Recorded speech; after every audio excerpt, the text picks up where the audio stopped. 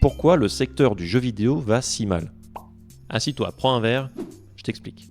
Dans l'industrie du jeu vidéo, en 2022, c'est 8500 licenciements, en 2023, 10 500 et 15 000 en 2024. La plupart des grosses sorties de ces dernières années déçoivent, les grèves se multiplient, mais comment on en est arrivé là?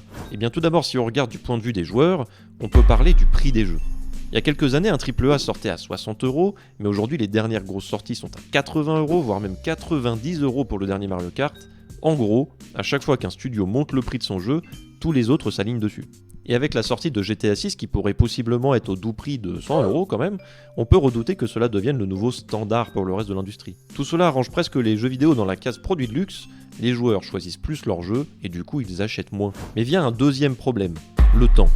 Rien que sur Steam, le nombre de jeux sortis en 2020 était de 9000 contre 20 000 en 2025, soit plus du double. Il y a donc beaucoup plus de choix qu'avant, et comme on vient de le voir, les joueurs n'ont plus les moyens d'acheter beaucoup de jeux, mais ils n'ont aussi plus le temps pour jouer à chacun d'eux. Ajoutez à cela la montée en popularité des jeux type service comme Fortnite, Valorant, les jeux gacha comme Genshin, ou même un jeu comme Roblox, qui sont designés pour retenir et faire revenir le joueur chaque jour, ce qui laisse aussi peu de place dans une journée pour jouer à d'autres jeux. Tous ces éléments rendent la concurrence plus rude pour les studios, et font que les joueurs deviennent aussi plus exigeants des jeux qu'ils achètent. Mais du point de vue des studios alors, et on va parler du Covid.